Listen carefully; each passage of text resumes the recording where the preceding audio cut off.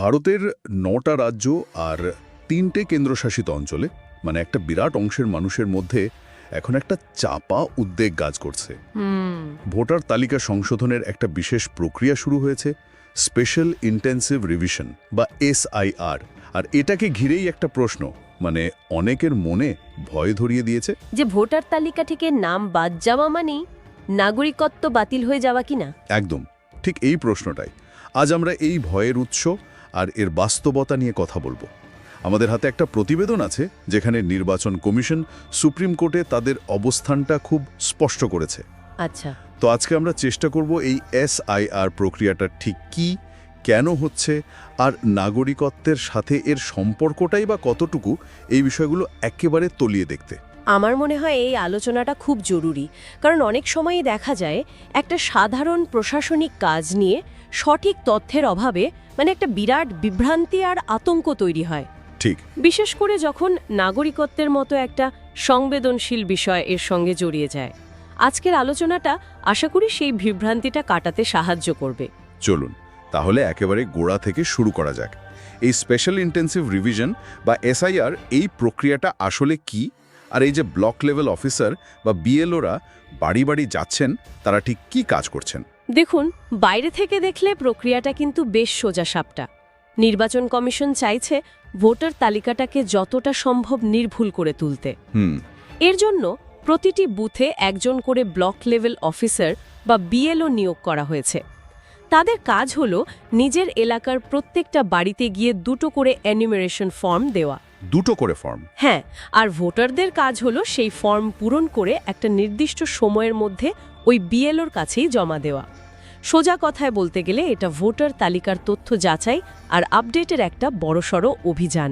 কিন্তু এই অভিযানটার প্রয়োজন কেন হলো? মানে ভোটার তালিকা তো প্রতি বছরই কিছু না কিছু আপডেট হয়, তাহলে হঠাৎ করে এত ইন্টেন্সিভ বা নিবিড়ভাবে এই কাজটা করার দরকার পড়ল কেন? খুব ভালো একটা প্রশ্ন। আসলে দেখুন, সময়ের সাথে সাথে যে কোনো ডেটাবেসের মতোই ভোটের তালিকাতেও কিছু অসামঞ্জস্য তৈরি হয়। যেমন ধরুন, অনেকেই হয়তো এলাকা পরিবর্তন করেছেন, কিন্তু নতুন ঠিকানায় নাম তুললেও পুরনো তালিকা থেকে তাদের নামটা বাদ যায়নি। আবার যারা মারা গেছেন তাদের নামও অনেক সময় তালিকায় থেকে যায়। রাইট, এটা তো হয়। এর ফলে একটা যাকে বলে অস্বাস্থ্যকর বা ত্রুটিপূর্ণ ভোটার তালিকা তৈরি হয়, আর সেটা নির্বাচনের স্বচ্ছতার জন্য একেবারেই ভালো নয়। তাই এই SIR প্রক্রিয়াকে একটা বড়সড় হাউসকিপিং বা ঘর গোছানোর কাজ বলা যেতে পারে। ঘর গোছানো, সুন্দর বলেছেন। লক্ষ্য একটাই, তালিকা থেকে অপ্রয়োজনীয় নাম বাদ দেওয়া আর নতুন যোগ্য ভোটারদের নাম যুক্ত করে একটা পরিষ্কার নির্ভুল তালিকা তৈরি করা। তার মানে এটা একটা রুটিন প্রশাসনিক কাজ, যার উদ্দেশ্য হল নির্বাচনী প্রক্রিয়ার স্বচ্ছতা বজায় রাখা। কিন্তু প্রক্রিয়াটা বাস্তবে কতটা মসৃণ? যেমন BLO যখন বাড়িতে যাচ্ছেন তখন যদি কেউ না থাকেন, আজকালকার দিনে তো অনেকেই কাজের জন্য দিনের বেলা বাড়ির বাইরে থাকেন। হ্যাঁ, এই বাস্তব সমস্যাটার কথা নির্বাচন কমিশন মাথায় রেখেছে। নিয়ম অনুযায়ী BLO যদি প্রথমবার গিয়ে কাউকে না পান, তিনি অন্তত 3 বার সেই বাড়িতে যাওয়ার চেষ্টা করবেন। 3 বার? আচ্ছা। আরেকটা খুব গুরুত্বপূর্ণ বিষয় হলো, ফর্মটা জমা দেওয়ার জন্য বাড়ির প্রধানকেই যে হাজির থাকতে হবে এমন কোনো কথা নেই। পরিবারের যে কোনো প্রাপ্তবয়স্ক সদস্যই পূরণ করা ফর্মটা BLOর কাছে জমা দিতে পারেন। এটা একটা কাজের কথা। তাহলে তো বিষয়টা অনেক সহজ হয়ে গেল। হ্যাঁ, চেষ্টা করা হয়েছে যাতে প্রক্রিয়াটা সাধারণ মানুষের জন্য খুব একটা ঝামেলার না হয়। আর যারা কর্মসূত্রে বা পড়াশোনার জন্য নিজের এলাকা থেকে দূরে থাকেন, তাদের কি হবে? তারা কি এই প্রক্রিয়ার বাইরে থেকে যাবেন? না, তাদের জন্য বিকল্প ব্যবস্থা আছে। এখানে প্রযুক্তিকে খুব ভালোভাবে কাজে লাগানো হয়েছে। কিভাবে? যারা এলাকার বাইরে থাকেন তারা যদি নিজেদের মোবাইল নম্বরটা এপিক কার্ড অর্থাৎ ভোটার কার্ডের সঙ্গে লিংক করিয়ে নেন, তাহলে অনলাইনে এই ফর্ম পূরণ করে জমা দিতে পারবেন। ও আচ্ছা, অনলাইন অপশনও আছে? একদম। এর ফলে ভৌগোলিক দূরত্বটা আর কোনো বাধাই থাকছে না। উদ্দেশ্যটা খুব স্পষ্ট, যাতে কোনো যোগ্য ভোটার এই অ্যাডমিনিস্ট্রেটিভ প্রসেসের কারণে বাদ না পড়েন। তাহলে প্রক্রিয়াটা তো বেশ সোজাসাপটা আর যৌক্তিক মনে হচ্ছে। বাড়ি বাড়ি গিয়ে তথ্য যাচাই করা, যারা নেই তাদের জন্য অনলাইন ব্যবস্থা। কিন্তু মানুষের চিন্তাটা তো ফর্ম পূরণ করা নিয়ে নয়। ঠিক। চিন্তাটা হলো যদি কোনো কারণে ভুল হয়ে যায়, যদি নামটা বাদ পড়ে যায়, আর এই যদি থেকেই তো নাগরিকত্বের মতো এত বড় একটা প্রশ্ন চলে আসছে। এই ভয়টাই তো আসল।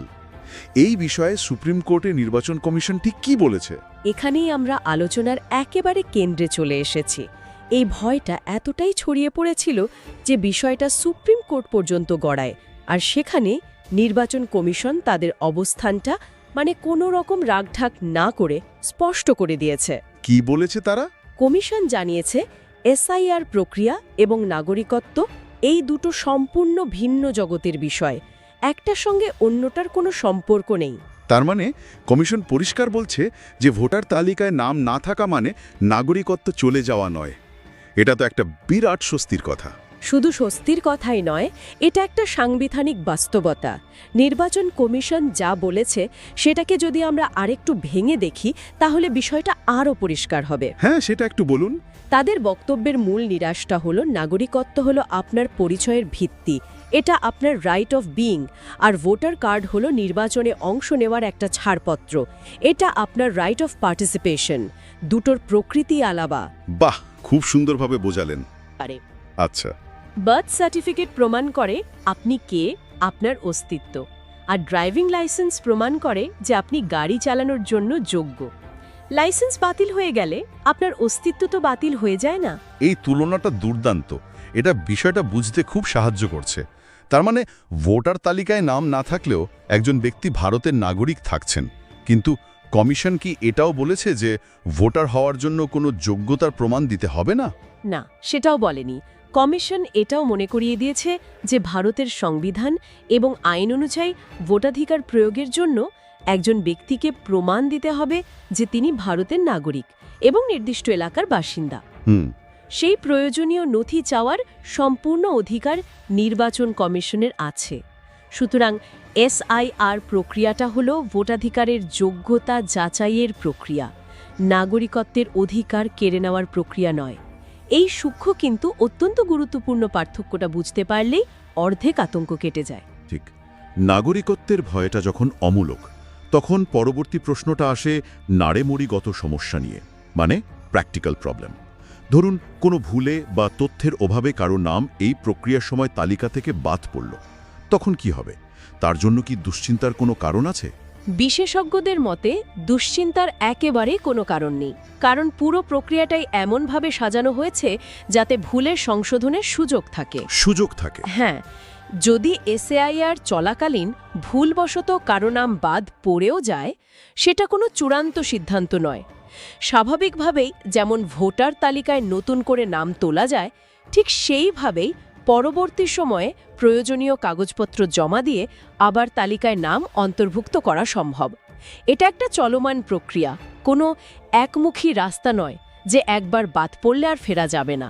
কিন্তু কিছু নির্দিষ্ট অভিযোগও তো শোনা যাচ্ছে। যেমন অনেকে বলছেন যে 2002 বা 2003 সালের ভোটার তালিকায় তাদের পরিবারের সদস্যদের নাম খুঁজে পাওয়া যাচ্ছে না। এই ধরনের অদ্ভুত সমস্যার ক্ষেত্রে সমাধান কি? হ্যাঁ, এই নির্দিষ্ট সমস্যাটির কথাও প্রতিবেদনে উল্লেখ করা হয়েছে, আর এর জন্য একটা সুস্পষ্ট পদ্ধতি রয়েছে। যদি এই ধরনের কোনো ঘটনা ঘটে এবং সংশ্লিষ্ট ব্যক্তিরা ফর্ম জমা দেন, তখন জেলা নির্বাচন অফিসার একটা নোটিশ জারি করবেন। নোটিশ? হ্যাঁ, এখানেই আসল বিষয়টা। নামটা স্রেফ কেটে দেওয়া হবে না। নোটিশের পর কি হবে? নোটিশের পর একটা শুনানির ব্যবস্থা করা হবে, অর্থাৎ ওই ব্যক্তিকে আত্মপক্ষ সমর্থনের সুযোগ দেওয়া হবে। তাকে তার পরিচয় প্রমাণের জন্য কিছু নথি জমা দিতে বলা হবে। শুনানি? তার মানে তো এটা একটা প্রায় আইনি প্রক্রিয়ার মধ্যে দিয়ে যাচ্ছে। ব্যাপারটা এমন নয় যে একজন অফিসার চাইলেন আর নাম কেটে দিলেন। এটা একটা গুরুত্বপূর্ণ বিষয়। একদম। কি ধরনের নথি চাওয়া হতে পারে এই শুনানিতে? এমন কিছু যা সাধারণ মানুষের হাতের কাছে থাকে? অবশ্যই। কমিশন নির্ধারিত 10টি নথির একটি তালিকা রয়েছে, যার মধ্যে যে কোনো একটি জমা দিলেই হবে। আচ্ছা। আর এই তালিকায় এমন অনেক নথি আছে যা সাধারণ মানুষের কাছে থাকাটা স্বাভাবিক, যেমন স্কুল বা কলেজের সার্টিফিকেট, পাসপোর্ট, জন্ম সার্টিফিকেট। এগুলো তো থাকেই। এমনকি ব্যাংকের বা পোস্ট অফিসের পাসবুক বা সরকারি কোনো আবাসিক সার্টিফিকেট। এই নথিগুলো যাচাই করার পরেই চূড়ান্ত সিদ্ধান্ত নেওয়া হবে। এই যে শুনানির ব্যবস্থা, এটাই তো আসলে পুরো প্রক্রিয়ার স্বচ্ছতা প্রমাণ করে। ঠিক। এটা থেকে বোঝা যায় যে খেয়াল খুশি মতো কারো নাম বাদ দেওয়ার সুযোগ নেই, প্রতিটি পদক্ষেপই নিয়ম মেনে হচ্ছে। একদম তাই। যদি আমরা এটাকে বৃহত্তর প্রেক্ষাপটে দেখি, এই শুনানি বা আপিলের ব্যবস্থাটাই হলো নাগরিকের অধিকার রক্ষার বর্ম। এটা নিশ্চিত করে যে প্রশাসনিক প্রক্রিয়াটা একতরফা হবে না। কোনো ভুল হলে বা কোনো তথ্য নিয়ে সংশয় তৈরি হলে দুই পক্ষই নিজেদের কথা বলার সুযোগ পাবে। এটাই একটা গণতান্ত্রিক প্রক্রিয়ার সৌন্দর্য। বেশ, এটা একটা বড় স্বস্তির বিষয়। আচ্ছা, ধরে নেওয়া যাক এই বাড়ি বাড়ি ঘোরার পর্বটা শেষ হলো, তারপর কি হবে? ভোটাররা কিভাবে নিশ্চিত হবেন যে তাদের নাম তালিকায় ঠিকঠাক আছে কিনা? এসআইআর-এর ফিল্ড ওয়ার্ক শেষ হয়ে গেলে নির্বাচন কমিশন একটি খসড়া ভোটার তালিকা বা ড্রাফট রোল প্রকাশ করবে। খসড়া তালিকা? হ্যাঁ, এই খসড়া তালিকাটি খুব গুরুত্বপূর্ণ। ভোটাররা তখন অনলাইনেই নিজেদের নাম তালিকায় আছে কিনা বা তথ্যে কোনো ভুল আছে কিনা তা যাচাই করে নিতে পারবেন। এখন তো প্রক্রিয়াটা খুবই সহজ। আর যদি কেউ দেখেন যে খসড়া তালিকায় তার নাম নেই বা নামের বানানে বা ঠিকানায় ভুল আছে, তখন কি সব দরজা বন্ধ? একেবারেই না। আর এটাই হয়তো পুরো প্রক্রিয়ার সবচেয়ে ভরসার জায়গা। খসড়া তালিকা প্রকাশের পর যদি কোনো ভোটার দেখেন যে তার নাম বাদ পড়েছে বা তথ্যে ভুল আছে, তাহলে অভিযোগ জানানোর জন্য, মানে তার সংশোধনের জন্য নির্বাচন কমিশন 1 মাস সময় দেবে। 1 মাস সময় পাওয়া যাবে? হ্যাঁ, এই 1 মাসের মধ্যে তিনি প্রয়োজনীয় প্রমাণপত্র সহ আবেদন করতে পারবেন। এই ব্যবস্থাটা নিশ্চিত করে যে চূড়ান্ত তালিকা প্রকাশের আগে সব কিছু ভালো করে যাচাই করার এবং ভুল শুধরে নেওয়ার পর্যাপ্ত সুযোগ প্রত্যেক নাগরিক পাচ্ছেন। এই তথ্যটা জানা খুব দরকার ছিল, কারণ চূড়ান্ত তালিকা প্রকাশের আগেই সংশোধনের সুযোগ থাকছে। আর এই ফর্ম জমা দেওয়ার শেষ তারিখটাও তো খুব কাছে চলে এসছে। হ্যাঁ, প্রতিবেদন অনুযায়ী এনুমারেশন ফর্ম জমা দেওয়ার শেষ তারিখ 4ই ডিসেম্বর। তাই যাদের কাছে এখনও ফর্ম জমা দেওয়া বাকি আছে তাদের দ্রুত কাজটা সেরে ফেলতে হবে। যদিও কমিশন জানাচ্ছে যে ইতিমধ্যেই প্রায় 98% ভোটারের কাছে ফর্ম পৌঁছে গেছে এবং সংগ্রহের কাজও প্রায় শেষের দিকে। তাহলে আজকের এই বিস্তারিত আলোচনার পর আমরা যদি মূল বিষয়গুলোকে একবার গুছিয়ে নিই, তাহলে বিষয়টা এরকম দাঁড়াচ্ছে। প্রথমত, এই এসআইআর হলো ভোটার তালিকা আপডেট করার একটা প্রশাসনিক প্রক্রিয়া, যার মূল উদ্দেশ্য একটা নির্ভুল তালিকা তৈরি করা। ঠিক, এটা নির্বাচনের প্রস্তুতির একটা স্বাভাবিক অঙ্গ, কোনো অস্বাভাবিক বা নতুন কিছু নয়। ভোটার তালিকায় নাম না থাকা মানে নাগরিকত্ব হারানো নয়। একদম। নাগরিকত্ব একটি সাংবিধানিক অধিকার, যা একটি প্রশাসনিক তালিকার উপর নির্ভরশীল নয়। এই বিষয়টা নিয়ে কোনো রকম বিভ্রান্তির অবকাশ রাখা উচিত নয়। এটাই হলো আজকের আলোচনার মূল বার্তা। এবং তৃতীয়ত, যদি কোনো কারণে বা ভুলবশত কারো নাম তালিকা থেকে বাদও পড়ে, তাহলেও আতঙ্কিত হওয়ার কিছু নেই, কারণ নাম পুনরায় অন্তর্ভুক্ত করার জন্য শুনানির ব্যবস্থা আছে, আপিলের সুযোগ আছে এবং সংশোধনের জন্য নির্দিষ্ট সময়সীমাও দেওয়া হচ্ছে। আমার মনে হয় এখানে যা বলার বিষয়ে তা হলো এই স্পষ্টতাটা খুব জরুরি ছিল। একটা প্রশাসনিক কাজ যা হলো ভোটার তালিকা পরিচালনা, তাকে একটি মৌলিক অধিকার অর্থাৎ নাগরিকত্ব থেকে সম্পূর্ণ আলাদা করে দেখাটা সাধারণ মানুষের উদ্বেগ কমাতে বিরাট সাহায্য করে। ঠিক, যখন প্রশাসন এবং নাগরিকের মধ্যে তথ্যের আদান-প্রদান স্বচ্ছ হয়, তথ্যের প্রবাহ পরিষ্কার থাকে, তখন এই ধরনের ভয় বা গুজব ছড়ানোর সুযোগ অনেক কমে যায়। এই আলোচনাটা সেই স্বচ্ছতা তৈরিতেই সাহায্য করবে বলে আমার বিশ্বাস। একেবারে। আজকের আলোচনা থেকে আমরা দেখলাম যে ভোটাধিকারের মতো একটি গুরুত্বপূর্ণ নাগরিক অধিকার প্রয়োগের জন্য নিজের যোগ্যতা প্রমাণের একটি নির্দিষ্ট প্রক্রিয়া রয়েছে। আর এই আলোচনা শেষে একটা অন্যরকম প্রশ্ন মাথায় আসছে। কী রকম? আজকের দিনে প্রযুক্তি এবং ডেটা ম্যানেজমেন্ট যত উন্নত হচ্ছে, ভবিষ্যতে ভোটাধিকারের মতো নাগরিক প্রক্রিয়ায় পরিচয় প্রমাণ করার এই ধারণাটি কিভাবে বদলে যেতে পারে?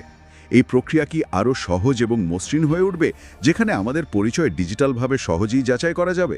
নাকি তথ্যের গোপনীয়তা এবং ডেটা সিকিউরিটি নিয়ে নতুন কোনো জটিলতা বা উদ্বেগ তৈরি হবে, যেখানে আমাদের ব্যক্তিগত তথ্য সুরক্ষিত রাখাই একটা বড় চ্যালেঞ্জ হয়ে দাঁড়াবে? এটা নিয়ে ভাবার অবকাশ রইল।